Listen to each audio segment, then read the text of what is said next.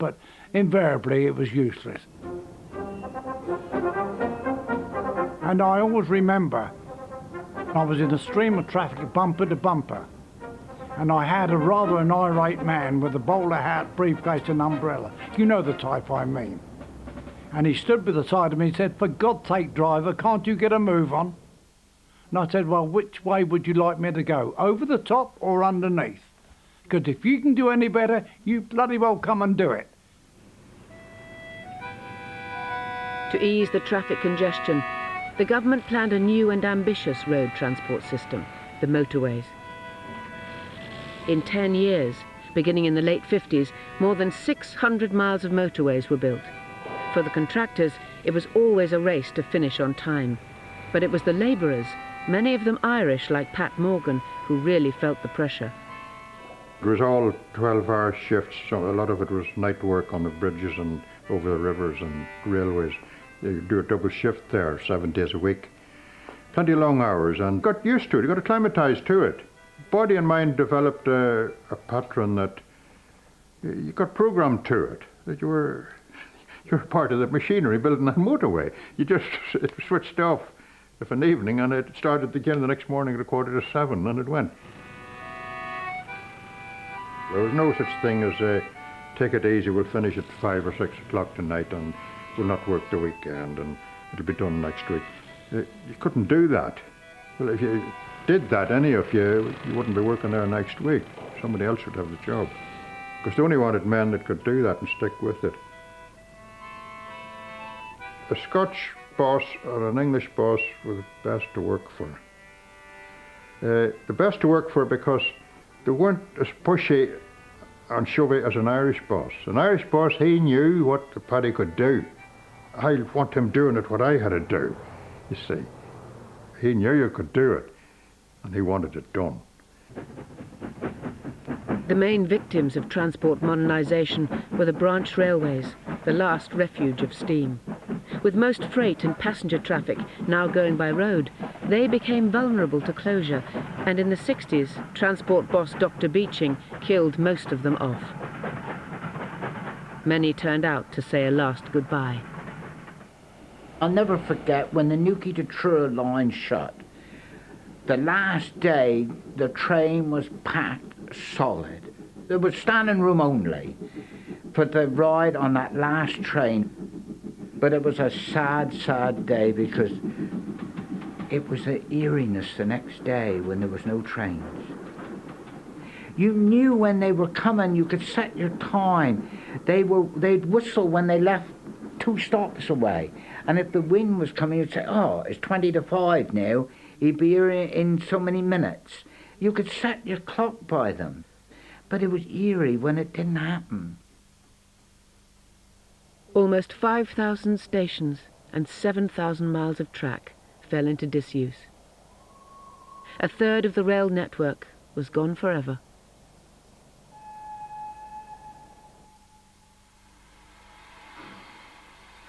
It was a cruel blow to many rural communities. The steam railway that had once been their lifeline now became just a memory.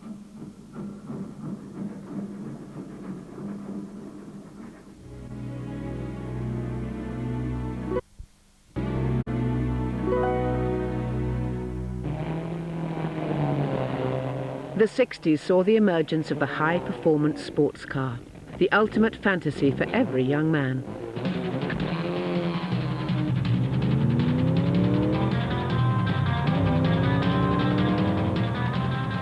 With the motorway system now in place, the car was becoming far more than a means of transport. The speed and seduction it promised had turned it into a male virility symbol. Ray Pratt was now driving fast cars on the Never Never. The girlfriend, right, she was nice, but she wasn't as nice as the car. There's no girl would be as nice as that car. That car was what I dreamed about, that was it. Don't touch anything in this car. Don't. I mean, I thought more of the car than anything else. Do not. And I was paying for this car. This was my first HP, 10 shilling a week. I was paying for this car. Nothing had to go wrong with this car. This car couldn't be fastened up with cotton wire and string. Into the magic night. nice chrome grille, nice chrome centering horn in the steering wheel, nice plastic, grey plastic steering wheel, grey dashboard. The girlfriend, she just didn't understand the car. She didn't understand what it meant to me, you know. I suppose a nice pram would have been better to her than what my car was, you know. So that was it. She had to go. The car wasn't going, she had to go.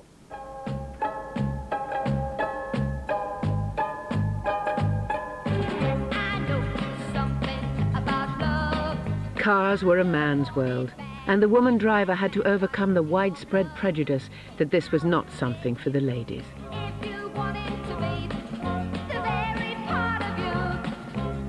In the early 60s, only 1 in 10 drivers were women, and their failure rate at driving tests was high. One of the young women taking her test for the first time was Diane Bacon. The first test I took, I failed, mainly because I hit a parked car while turning a corner. And on the failure certificate was wrote, insufficient clearance to a parked vehicle, which it was because I'd hit it. But Diane soon turned male chauvinism to her advantage. The second test, my friend said to me, now when you go for your second test, wear a miniskirt, which I did, and I passed. So whether it was my driving or the miniskirt, I don't know. Young women like Diane were eager to challenge the conventional wisdom that the male driver was the king of the road.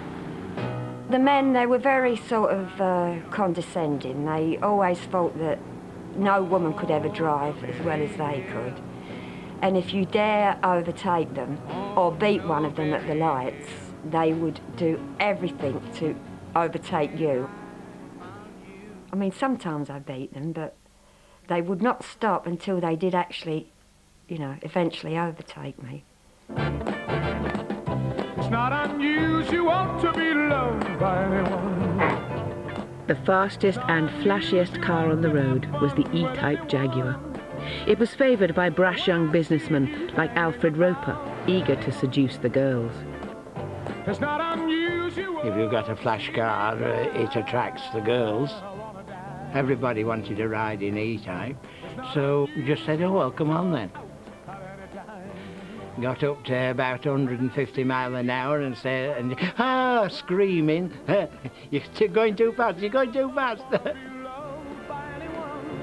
Everybody wanted to show off a bird, so if you got a good one, you took it at local pub and showed her off, and then if she wanted you to come in for a coffee, well, you knew you were all right. But other than that, you just dropped them off and come down next night to see if you could find another one. Baby sham? I love a baby sham. Young women drivers had their own methods. We would go out and have a drink. I think I would have about 2 baby shams. That was the drink at the time. Everyone loves a baby sham. But one of the tricks me and my friend would do, after going for a drink, we would go in a restaurant and we would pick out 2 likely lads and con them into buying us a meal. And of course, when the meal was over, we would get can we come back for a coffee and that? And because I had my own car, I would say, well, yeah, just follow me, you know. And then we would just drive off and lose them, which was very naughty, really, but nice. For most of the 60s, there was no law against drink driving. When the pubs and clubs closed, the roads were filled with drivers who'd had too much to drink. They were at the wheel of cars that were faster and more powerful than ever before. It was a dangerous and potentially lethal cocktail. One of the regular drink drivers was Mike Hibbs. We used to be Friday, Saturday and Sunday nights was the main drinking nights in those days. And you would go into the pub on the Friday night and then somebody would say, oh, so-and-so never made it home last Sunday night. You know, they'd obviously had a few too many and they hit a certain wall, you know. You just laughed about it. That was the thing. Nobody bothered, you know. And drink driving didn't matter. You could go out to the pub at night, and when you came home, you just jumped in your car, and if you were lucky, you managed to drive home. If you're unlucky, you probably hit a wall somewhere.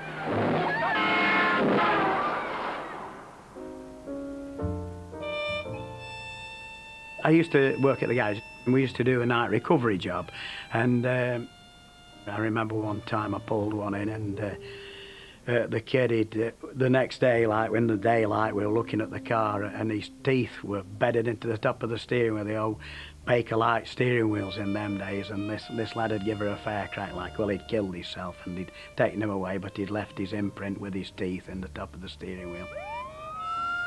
Amongst the first on the scene of serious crashes, working alongside the emergency services, were accident recovery men like Keith Dawes. Things that that stick in your mind more than anything is the smell. When someone's died in a motor vehicle, maybe 2, maybe 3 people. I mean, in some cases I've had 4 killed in one motor. They're there, they're lolloping in the back, but as soon as you get to them, you get anywhere near the car, it's got a smell about it. It's a smell that, probably the same sort of smell you get in a mortuary, I don't know, I've never been in one, but it's a smell that gets up your nose and gets on your clothes, and you do your job, you get them out, you get them in the ambulance, you take them away. But it's a smell that sticks with you. You go home, you wash your hands, you have a shower, you have a bath, whatever, and you can't get rid of that smell, you know. In 1966, there were more than 8,000 deaths on the road, the worst year ever for fatalities. This tragedy prompted new research into road safety and car design. Stricter regulations followed, like the introduction of the breathalyzer and compulsory seat belts. But the roads still remained very dangerous. Crashes were one of the most common causes of death amongst younger men. One December morning in 1968, Vic Roffey set off for work.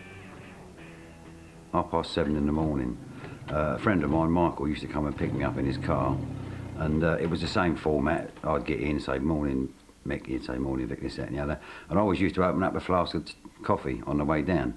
As we've come round a bend, a right-hand bend, all I could see was a set of headlights coming directly towards us. They weren't on the other side of the road, they was on the same side as us, but coming towards us. And I suppose automatic reactions was I just put both arms up like that, and then after that I don't remember anything.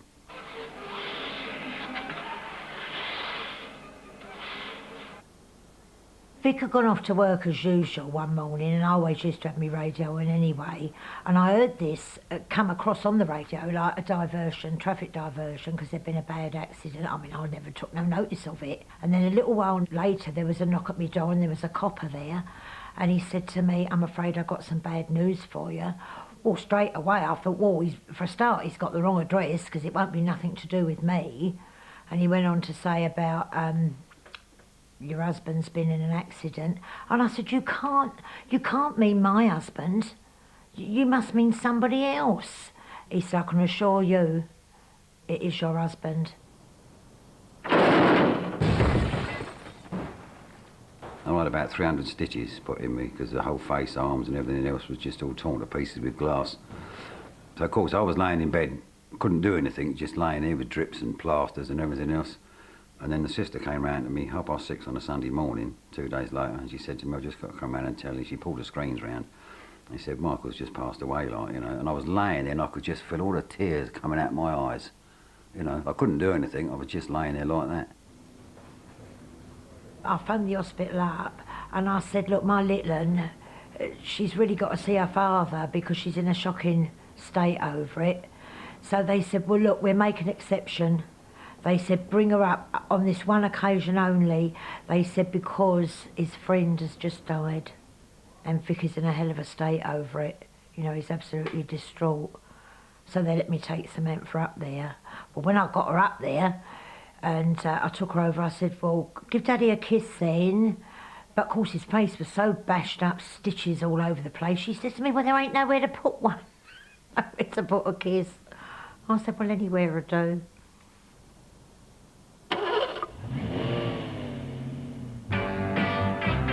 Despite the danger of the car, it remained a potent symbol of freedom, independence and glamour.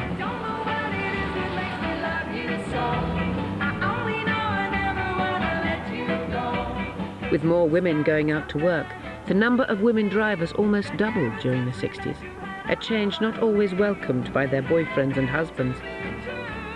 One of the new women car owners was Pat Mancini. It was that sort of exciting to have a brand new car. I took it everywhere, everywhere. My husband said, "How long will you be?" "Oh, won't be long, I'm just going round the corner." "Well, what are you taking the car for? You're putting too much mileage on the car, you know," and all that. So I'd say, "Well, I'm just going up the road." But I'd just go to some friend's house, just to let them see that I've got this brand new car. My husband would say, "Well, I'll come with you." I say, "No, no, no, I like to be on my own in my car," because that was the first time I hadn't got to depend on him asking, "Will you take me here, take me there, will you pick me up here?"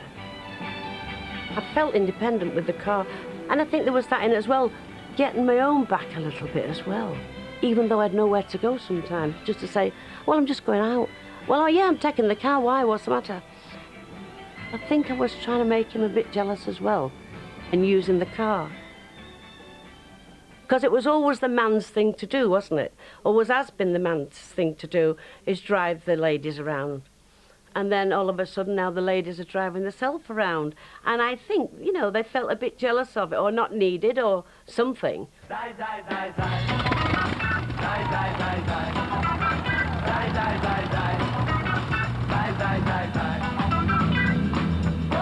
In the 50s and 60s, the car had more of an impact on the way we live than any other modern invention. Although it brought problems and dangers, it also brought unprecedented independence. There was no going back. Britain had become a nation of car owners, in love with the freedom of the open road.